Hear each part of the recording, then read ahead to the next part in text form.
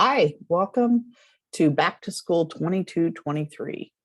Welcome back. We're excited to talk to you today about share tables, a revisit of our protocols and best practices.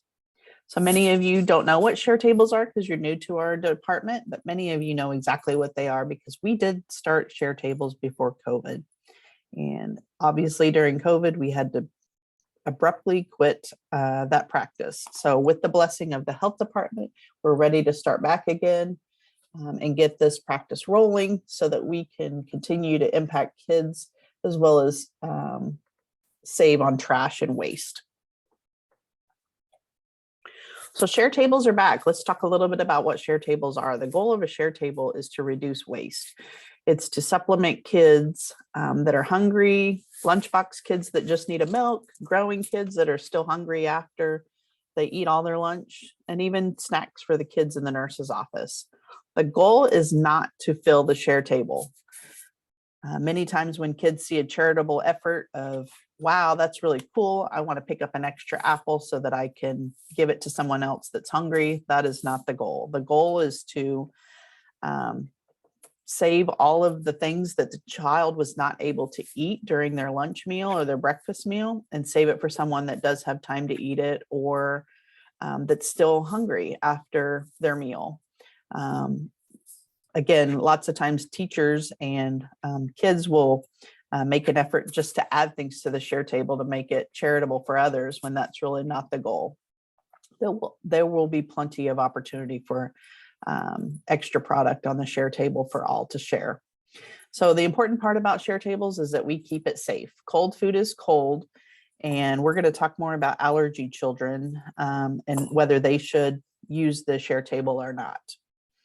And then making it easy. We want to make it easy for our staff so that it's not a huge project every day and at the end of the week for us to distribute extra product to your building. Hopefully it's a small amount of product that's shared daily and a small amount that's picked up every day so that we can continue to get the food in and out and share it with the kids that need it. So what can go on a share table and what cannot? Just a refresher for many of you, any unopened packaged food can go to the share table. So that includes applesauce, fruit cups.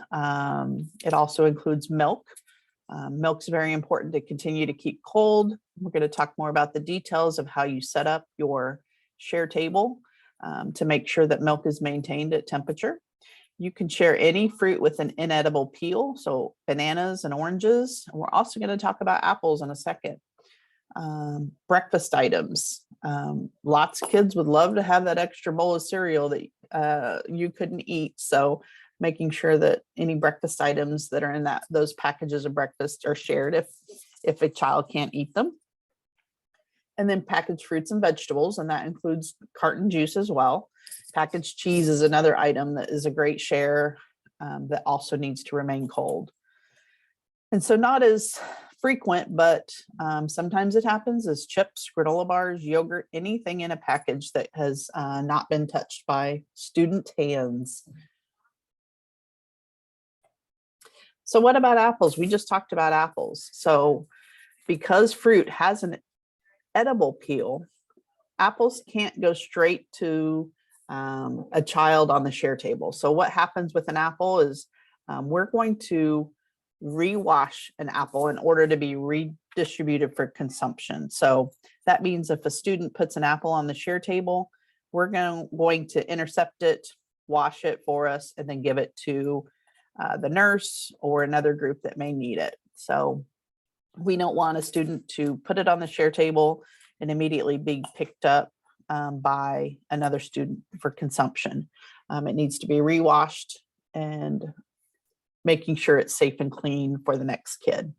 So if you're ever in doubt about what can be used on the share table or how the process works, we have a great standard operating procedure to learn about what can be used on the share table.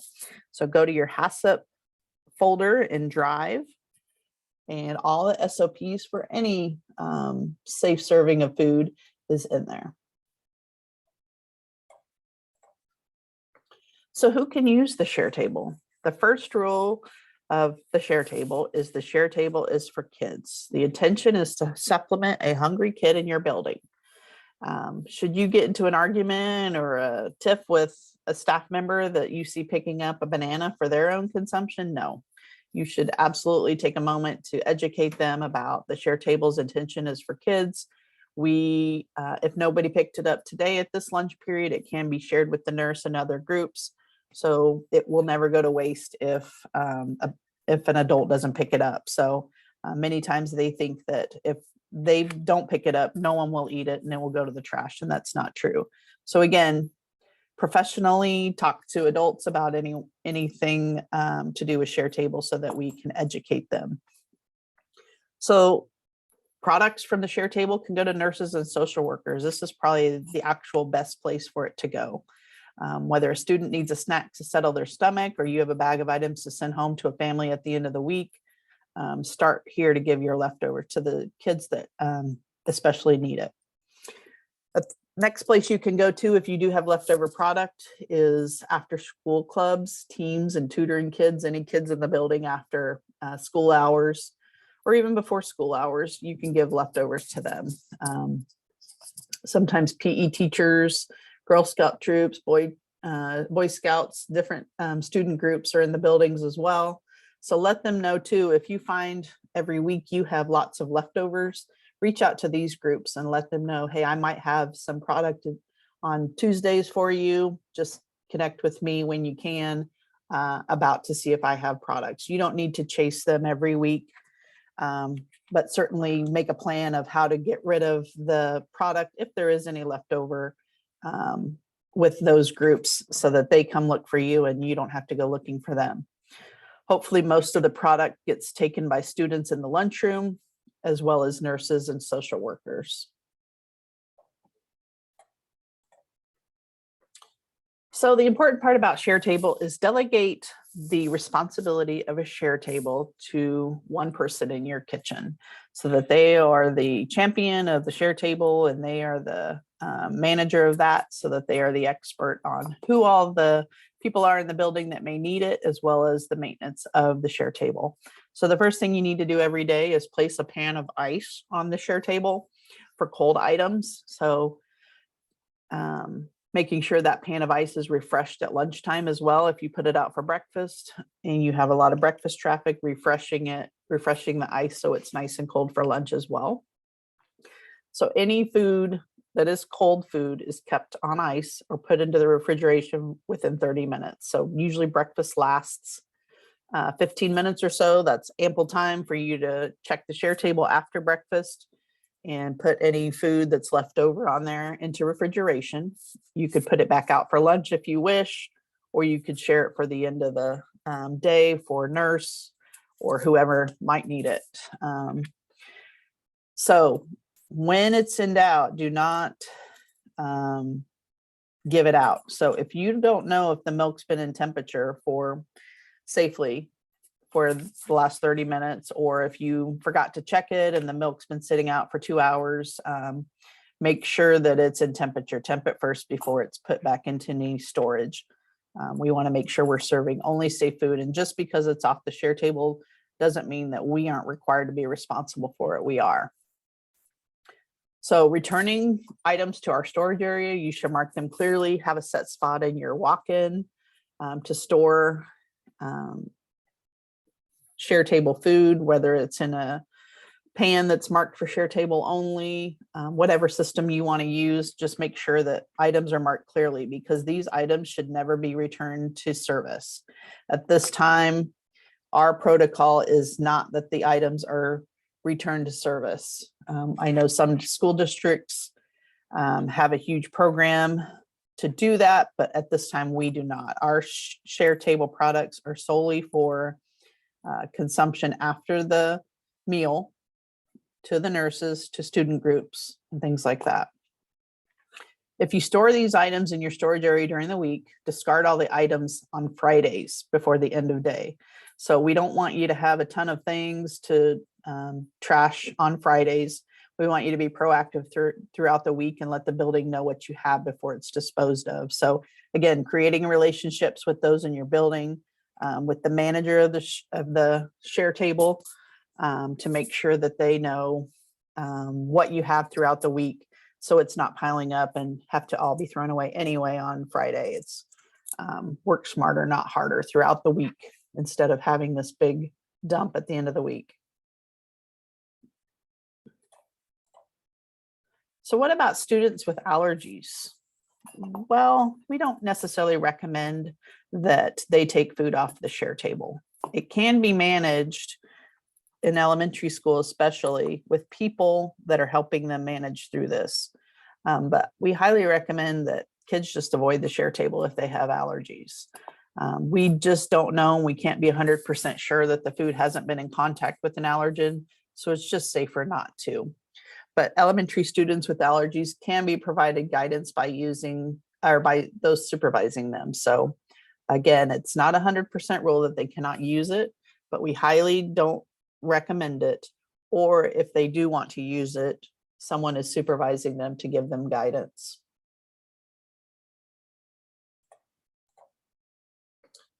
So this is a share table example, a pretty simple setup for you to do every day or for your share table manager to do every day. So again, the ice pan for cold food. Cold food is safe food. We are responsible for keeping it safe until it's consumed. So making sure that ice pan is there, food is pushed down into the ice when it is put there so that it maintains its cold temperature. Signage, you will be sent signage for your share table. The first sign that's mandatory, we're going to send out several signs, but there's 2 mandatory signs for each share table. And that's a description of what's allowed on the share table. And then the second one is the allergy sign of, please be aware, we don't recommend using the allergy table or the share table if you have allergies. Educating the lunch monitors and the breakfast monitors. Students can take what they want, but they should eat what they take. Unopened leftovers can be shared. So again, we're not trying to fill the share table, but we certainly encourage anyone that wants to use the share table to do that. And it is only for students. Again, we just mentioned the allergy poster. We want to make sure that students with allergies should avoid the share table if possible.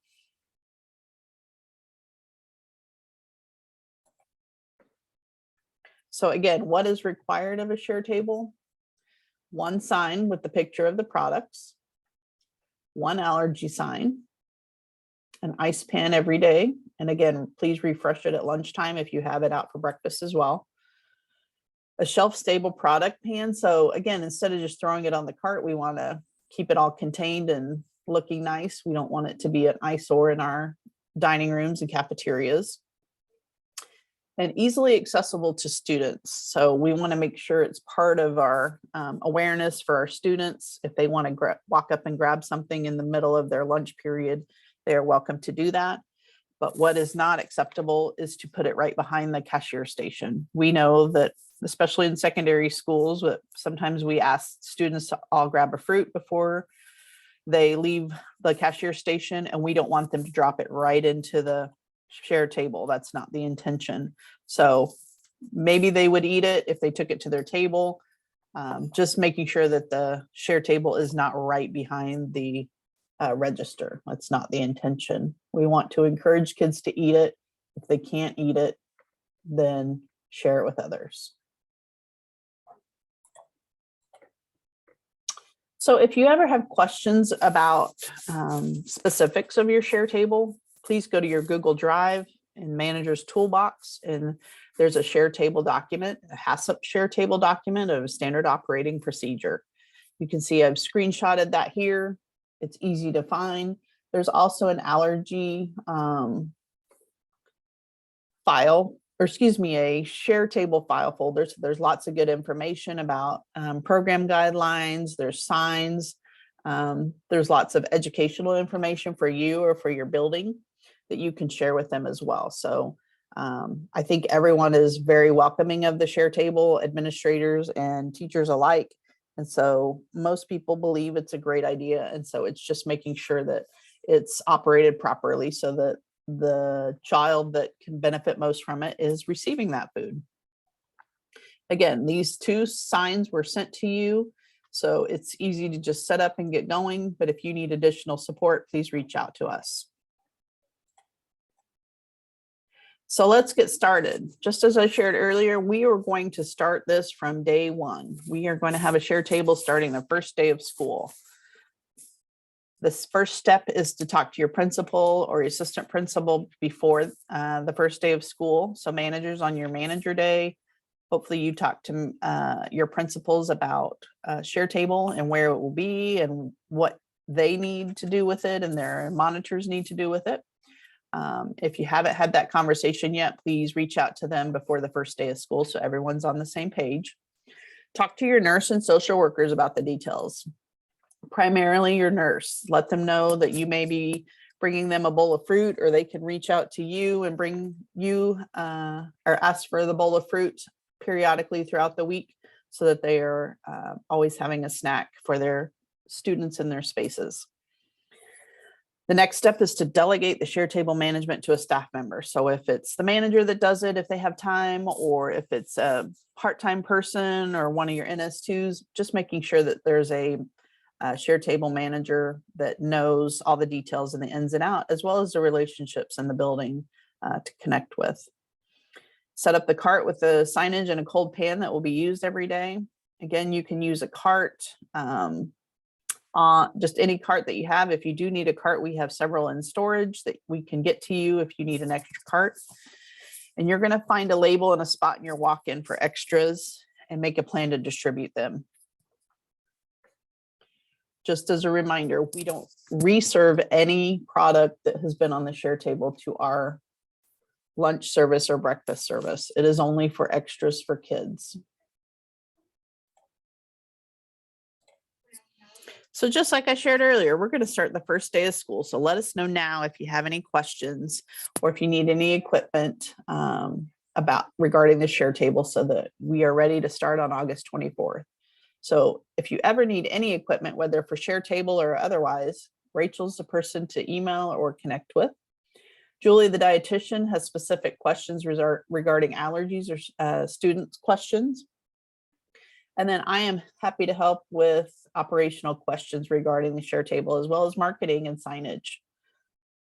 So again, reach out to all the important staff in your building, the nurse, even the custodian we didn't mention, letting the custodian know that it's important part of our daily processes, social workers, as well as the principals and the administration, to let them know about this great new benefit for kids that we're kicking back off.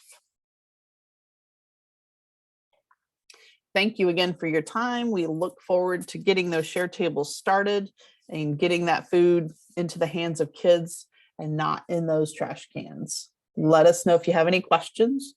We look forward to an exciting first day of school. Thank you for all your time. Have a great afternoon.